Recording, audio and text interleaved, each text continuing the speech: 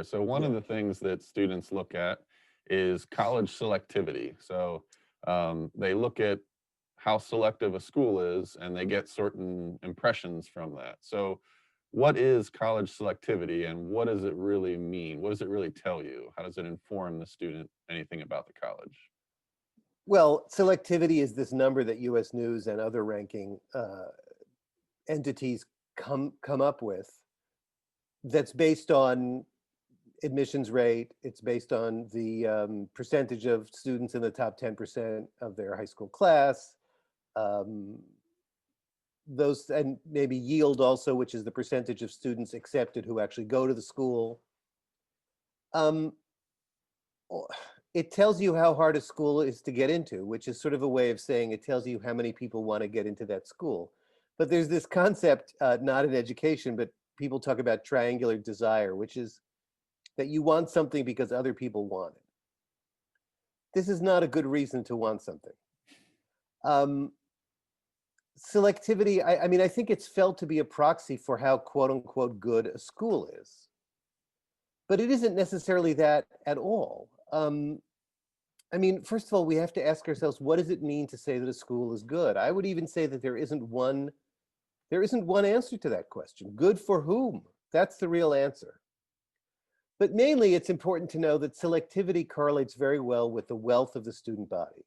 I mean, so many of these metrics are things that rich families, upper middle class and upper class families are capable of buying for their kids. I mean, there's interesting, if you look at the correlation between SAT scores and grades, about 60% of students get SAT scores that are roughly correlated with their grades. 20% get scores that are worse and 20% scores that get better. The 20% that get scores that are worse tend to be poor kids because their parents don't have the resources to put into test prep and things like that. And the 20% who get scores that are better than their grades would indicate are rich kids. So we can't take these kinds of metrics seriously. Yeah, so, a lot of people have the idea that, if a school's hard to get into, then that must translate to some type of value, or it says something about that school must be a really good school. And I talk to a lot of college reps at different colleges, and they'll tell you, one year to the next, they might just get a lot more applications one year for whatever reason, whether it's marketing or whether it's something in the economy or whatever. The school hasn't changed for the most part one year to the next.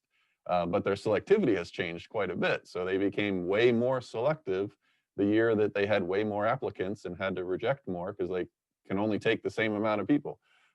So, And it's important to know that a lot of schools, forgive me for interrupting you, but I want to sure. make sure we hear this point.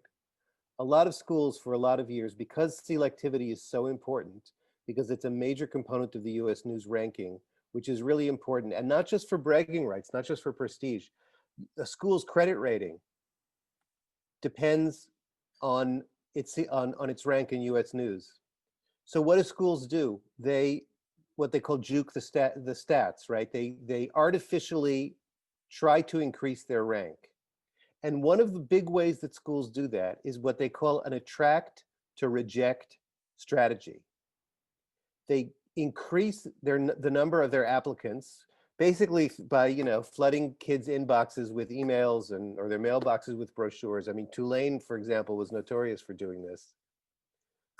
And thereby, they take the same number of students, so their selectivity goes up, their admissions rate goes down.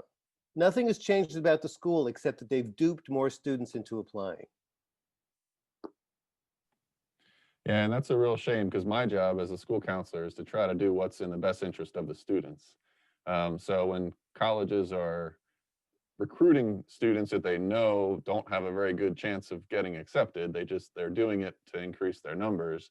That's really a shame for our students because they're spending money on these college application fees and time, and so that's why again, going back to really trying to find that college match and trying to find that list of schools that are really a good match for you that you're likely to be accepted to is so important.